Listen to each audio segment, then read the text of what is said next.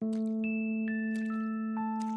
professeur Guy Kibulu Bakouri, un nom murmuré dans les couloirs de l'histoire et chuchoté dans les cercles du pouvoir. Il parle de prophéties anciennes, de textes oubliés murmurant des secrets à travers les millénaires. Son œuvre, déterrer les liens cachés entre la sagesse antique et le monde moderne, un domaine qu'il nomme prophétiologie.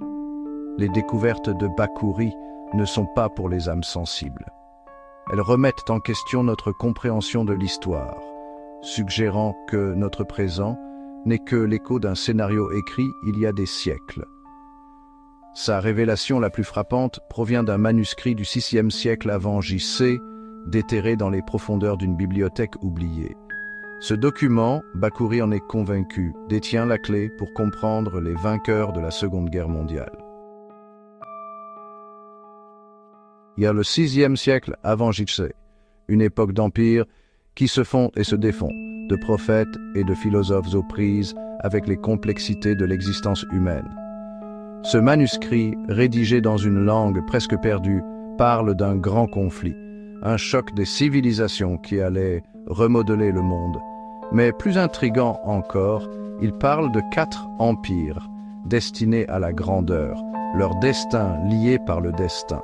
Le manuscrit ne nomme pas de nom, s'exprimant plutôt par symboles et allégories. Pourtant, le professeur Bakouri croit avoir déchiffré le code. Il voit dans ces symboles anciens les échos de nations modernes, les États-Unis, la Russie, la France et le Royaume-Uni.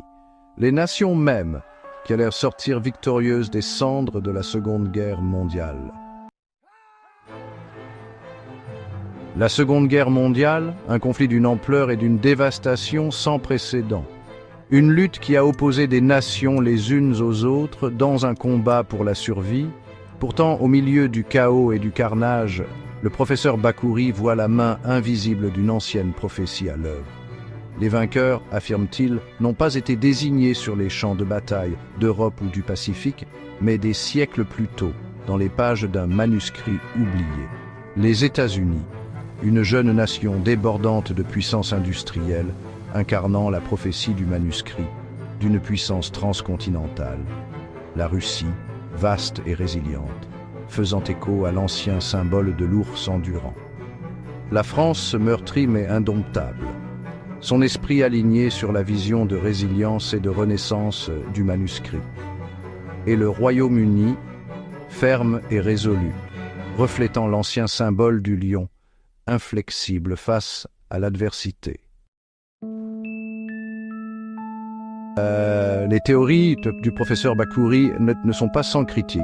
Les sceptiques lui soutiennent que trouver des liens entre des prophéties anciennes et des événements modernes n'est rien de plus qu'un tour de passe-passe, une interprétation sélective de l'histoire. Pourtant, le travail de Bakouri nous force à confronter des questions inconfortables.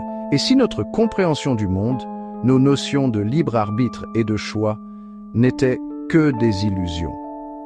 Se pourrait-il que nous soyons tous des acteurs sur une scène, jouant un scénario écrit il y a des siècles? Et si oui, que nous réserve l'avenir selon les prophéties du passé?